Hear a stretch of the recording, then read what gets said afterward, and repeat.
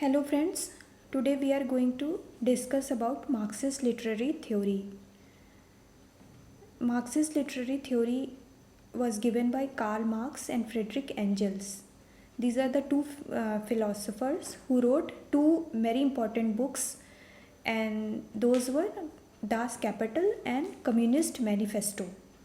So in today's lecture, I will tell you about Marxist literary theory.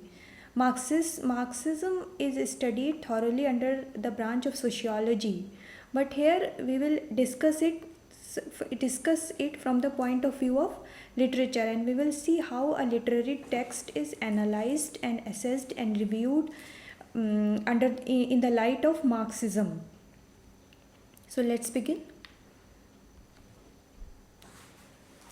In Marxist theory, there are four essential things.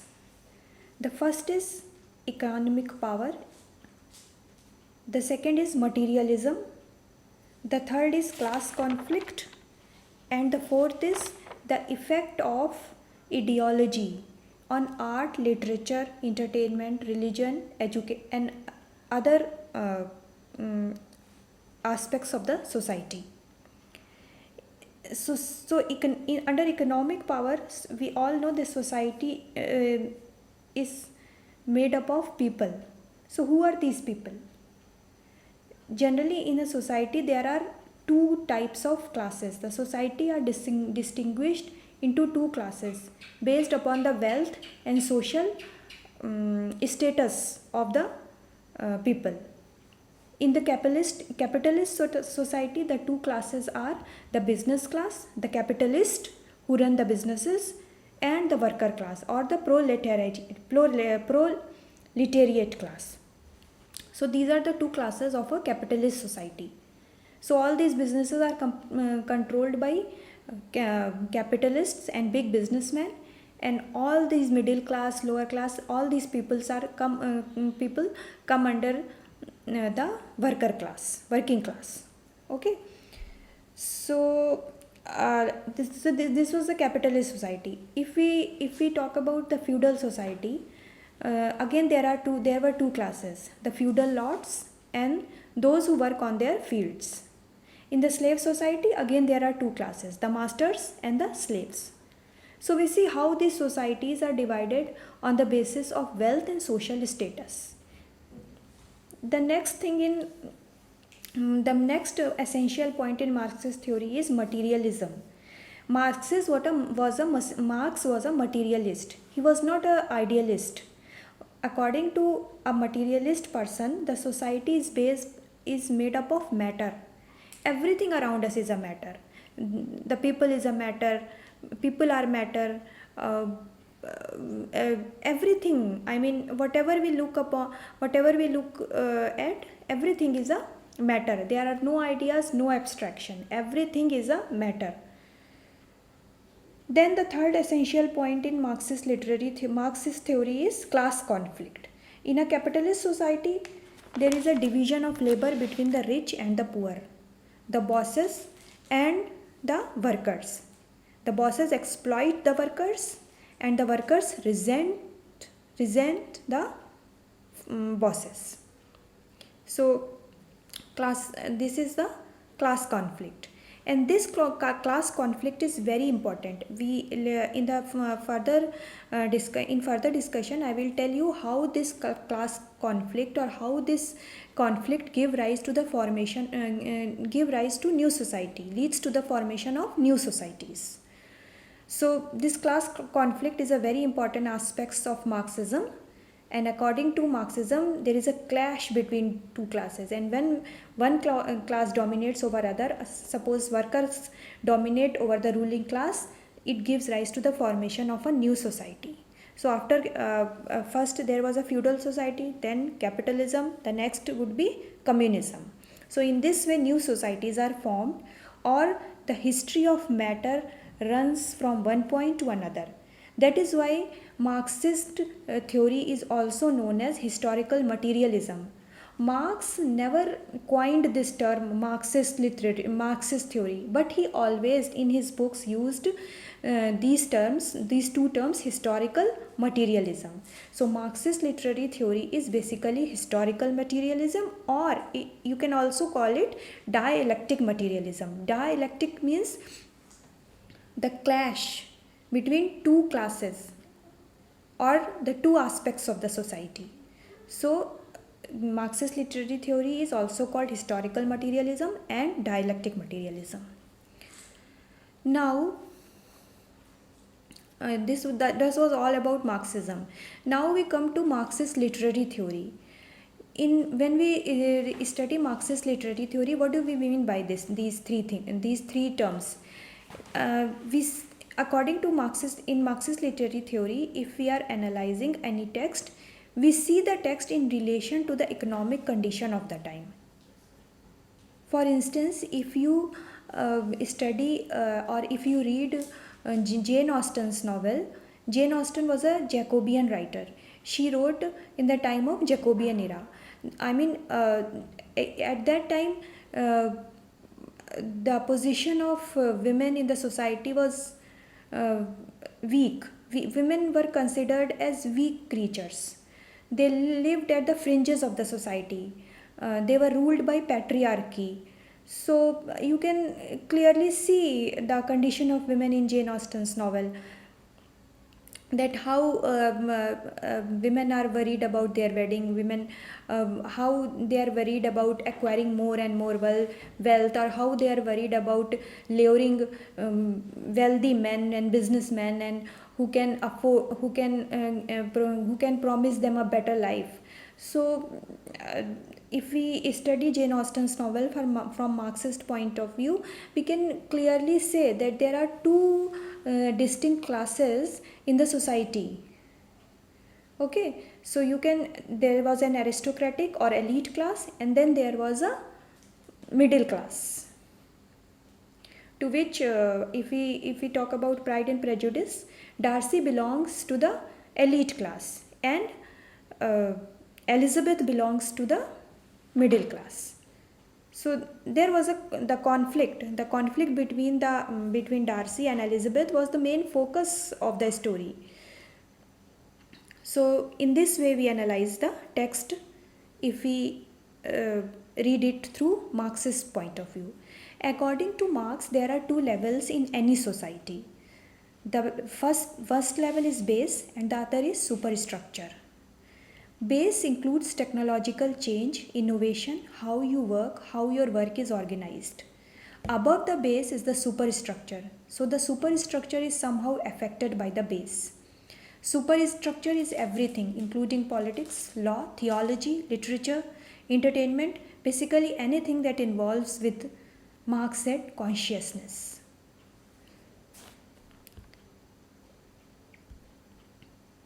So according to Marx, it is not the consciousness of man that determines their being, but on the contrary, their social being that determines their consciousness. So if you are a working class, you will think like a worker. If you are a ruling class, you will think like a ruler.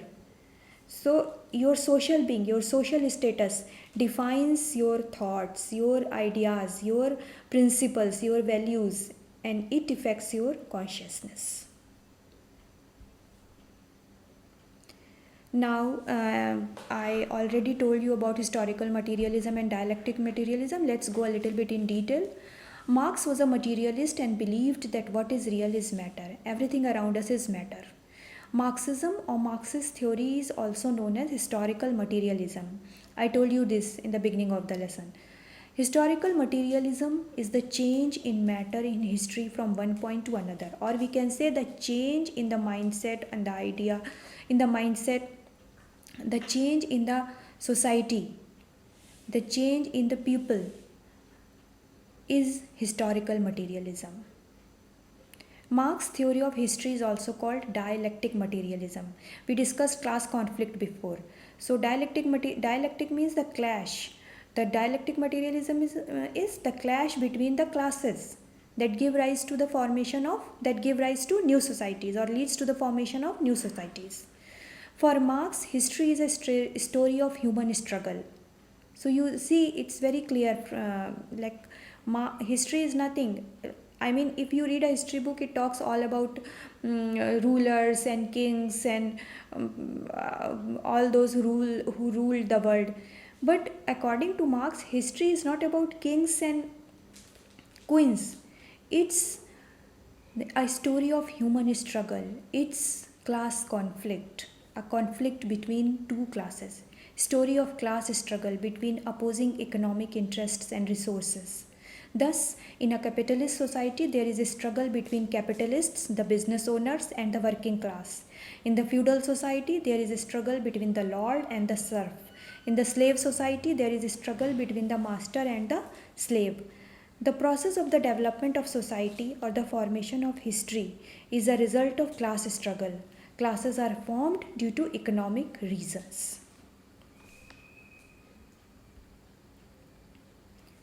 Now here there is a line diagram of base and superstructure. Origin of classes. In every society there is a dominant class, as we see the business class in the if we talk about capitalist society, and then there is a dominated class, those who are ruled upon, those who are governed. So the dominant class, the lords, business owners, masters are though less in number, dominate over a large number of people. This is dominating class. In a feudal society,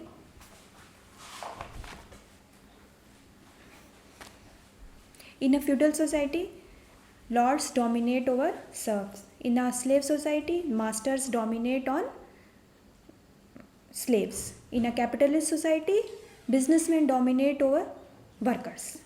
And how do they dominate? Even though they are less in number, the lords, the masters, the businessmen, they are always less in number, but even then they dominate. And how do they do that? By controlling the army, by controlling the police, by controlling the law of the state, and by controlling the thoughts, beliefs, and ideas of the working class. This is very dangerous, because if someone starts controlling your consciousness by constructing an ideological superstructure over an economic base, if somebody starts controlling your consciousness, you won't have anything left to defend yourself. So and this is the way the capitalist society works. The purpose of the ideological, and how do they do that?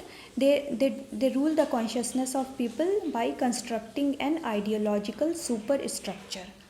Ideology is a very negative term according to Marx.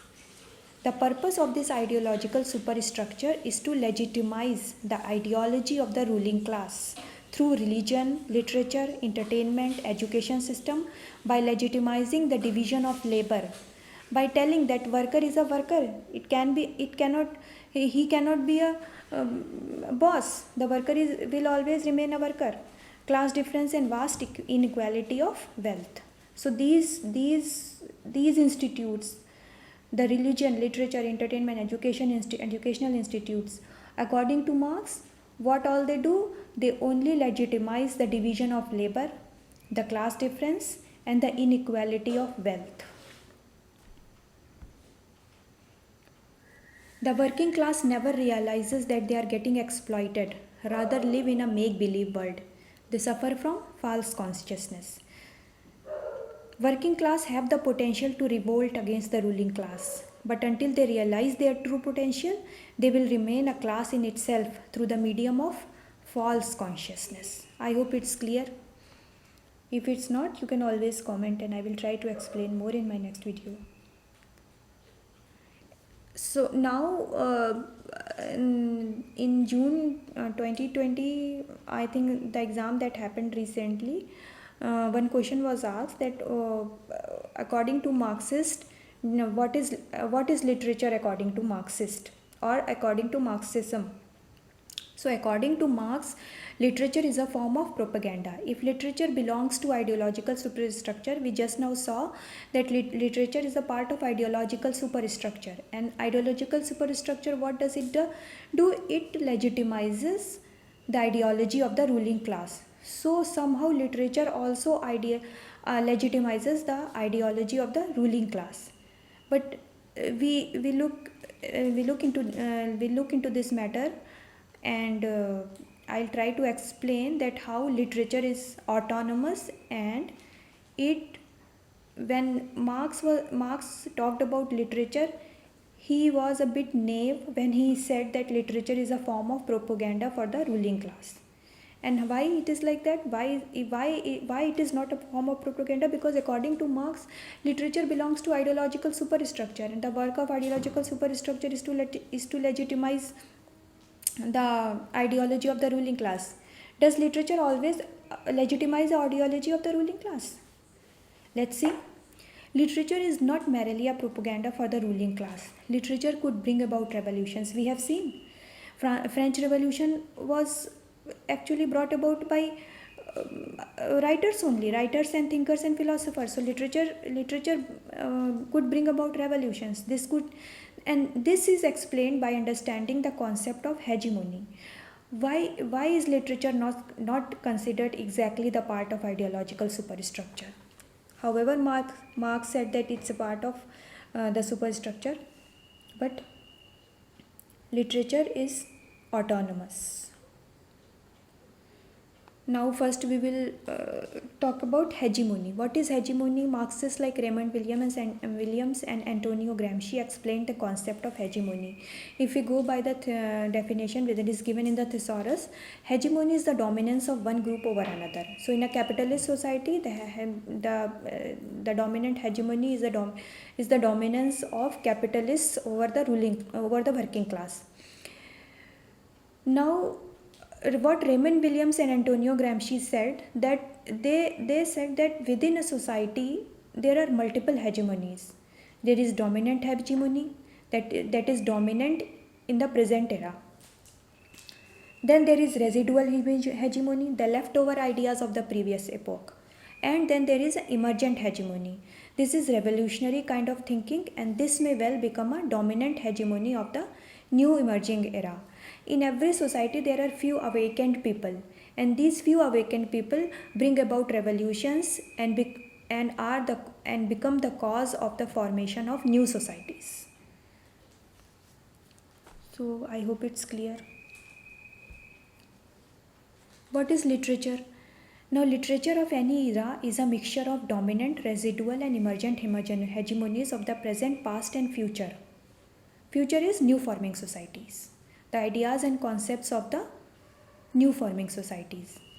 The dominant hegemony is the ideas and concept of the present society, the ideology of the ruling class. The residual hegemony, the ideology of the past, and the future hegemony, the ideology of the new forming society. So at a present time, there are at present three kinds of hegemonies work together, and the literature of any era is a mixture of these three kinds of hegemonies. Literature is the reflection of not only the dominant point of view, but also a reflection of the past and the future ideas. There is one more aspect we need to understand here, and that is the concept of consent. Now we know that what is hegemony. Now the second thing we need to understand is the concept of consent. According to Gramsci, within a hegemony, like these days, it's a capitalism. It's capitalist hegemony that is dominating everybody. Within a hegemony, there is often an element of consent. We just don't force people to believe in certain ideas. I want to stress this point. We just don't force people to believe in certain ideas. Like if everybody is going for something, it's your choice. I mean, you just can't follow someone blindly. You just can't follow the masses blindly. So there is always a concept of consent. We could convince people to certain extent, but couldn't force on them to follow or believe in the dominating pattern. So these two things, the hegemony and the concept of consent, these are very important points, and hegemony is often asked in short notes.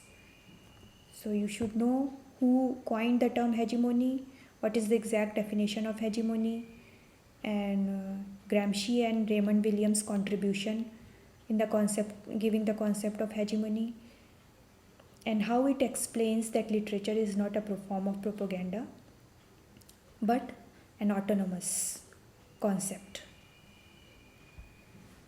The last is ideology, and you can be asked questions on short notes on ideology, so I am giving a small definition here. I hope it you can search ideology on Google and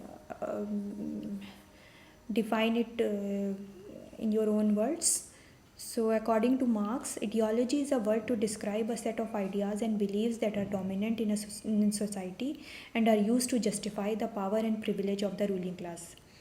Again, the concept of ideological superstructure comes here, because there we saw that how ideological superstructure supports and legitimizes the ideology of the ruling class. So, ideology, if according to Marx, ideology is not a very positive concept. Ideology is purely a negative concept.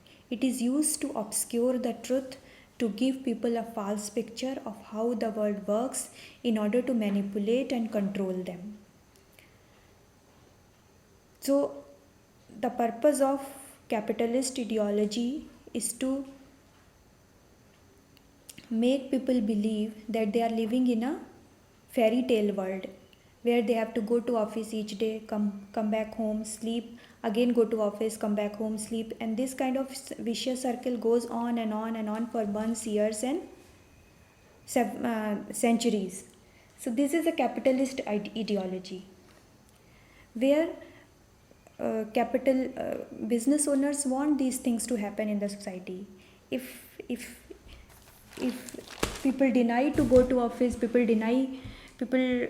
begin believing in their own worth, self worth, own potential.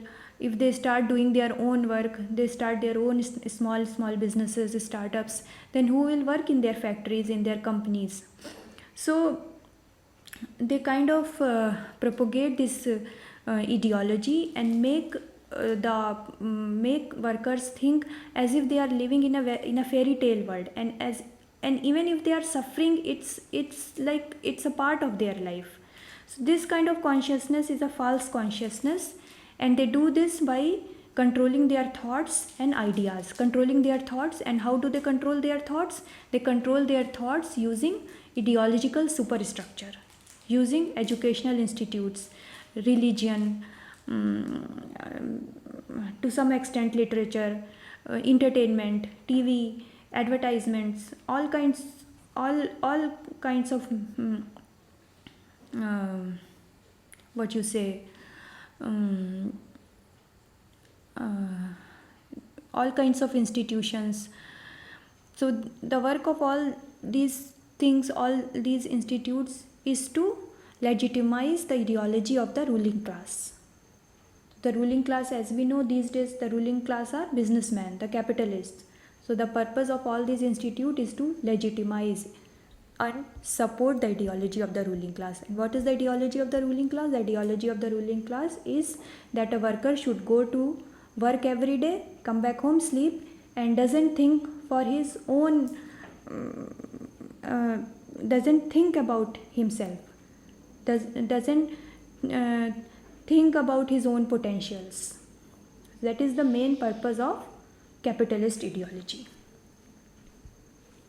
So I hope it's clear to all of you. If you have any questions, please feel free to comment below. And I'll sign off now. See you in the next video.